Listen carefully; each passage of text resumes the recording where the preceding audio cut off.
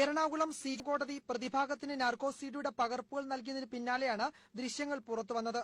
അഭയയുടെ കൊലപാതകത്തിലേക്ക് നയിച്ച സംഭവത്തെപ്പറ്റി father Jose പുതുക്കയിൽ narco പരിശോധനയ്ക്കിടെ വിശദീകരിക്കുന്നത് ഇങ്ങനെയാണ്. തന്റെ നിയന്ത്രണത്തിലുള്ള പ്രസ്സിലെ ജീവനക്കാരിയായിരുന്നു സഫി. സഫിയുമായി ക്രിയാത്മക ബന്ധമായിരുന്നുവെന്നാണ് പുതുക്കയിൽ ആദ്യം പറഞ്ഞത്. എന്നാൽ പിന്നീട് സഫിയുമായി ആത്മബന്ധമുണ്ടായിരുന്നുവെന്നും അവരുടെ ശരീരത്തിൽ സ്പർശിച്ചിട്ടുണ്ടെന്നും പുതുക്കയിൽ സമ്മതിക്കുന്നു.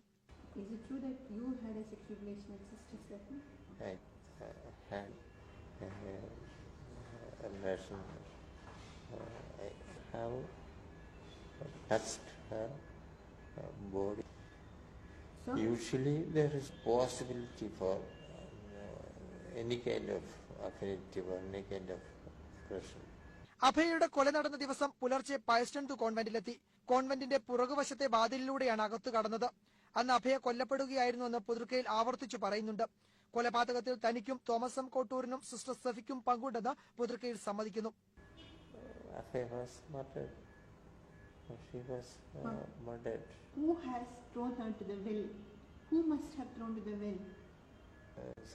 The father's sisters have involvement in this case. Who are the fathers who are involved in the case? Name of two fathers. Who are the two fathers? Myself and the father Thomas Kotur. Father's name was yourself and Thomas Kotur. Sister name? Safi. അഭയെ എന്തു സാധനം കൊണ്ടാണ് അടിച്ചതെന്ന് ചോദിച്ചപ്പോൾ കോടാലി, കൂടം, ചുറ്റിക എന്നീ വാക്കുകളാണ് പുതുക്കയിൽ ഉപയോഗിക്കുന്നത്. She was beaten by that. What is the instrument that was used to beat her? Some kodali, kodam or something like that. ഏത് സാധനം കൊണ്ടാ അവർ തട്ടിയത്? ചുറ്റിക വേണ്ട. ചുറ്റിയോ? അടിയേറ്റപ്പോൾ തന്നെ അഭയ മരിച്ചു. തുടർന്ന് 2-3 പേർ ചേർന്ന് അഭയെ കിണറ്റിലിട്ടു. അതിനുശേഷം കോമ്പൗണ്ട് ചാടി പുറത്തു കടന്നു. ഇങ്ങനെ സുത്തിക്കൊണ്ട് അഭയനെ തട്ടിയപ്പോ അവള് അൺകോൺഷ്യസ് ആയോ? അപ്പൊ തന്നെ അൺകോൺഷ്യസോ അല്ല പെട്ടെന്ന് മറിച്ചോ? അഭയ അൺകോൺഷ്യസ് അല്ല. അവിടെയുള്ള ഇൻമേറ്റ്സുമായിട്ട് സെക്ഷൽ റിലേഷൻ ഉണ്ടായി. യാരോട്? ഏതെങ്കിലും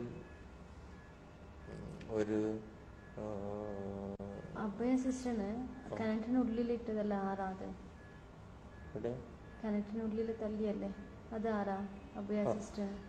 എത്ര ആൾക്കാർ കൊണ്ടുപോയി കിണറ്റിലിട്ടതാ?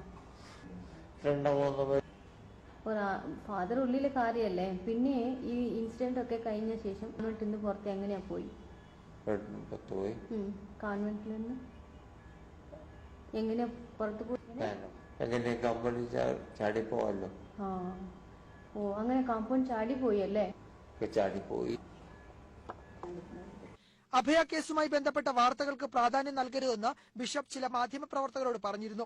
പോലീസ് ഉദ്യോഗസ്ഥരുമായി ബിഷപ്പ് സംസാരിച്ചിട്ടുണ്ടാകാമെങ്കിലും സ്വാധീനിച്ചതായി കരുതുന്നില്ലെന്ന് പുതുക്കയിൽ പറയുന്നുണ്ട്. സിഡിയിൽ അനവധി കട്ടുകളും ചിലയിടങ്ങളിൽ ഡിസോൾവുകളും ദൃശ്യമാണ്. India vision, Kochi.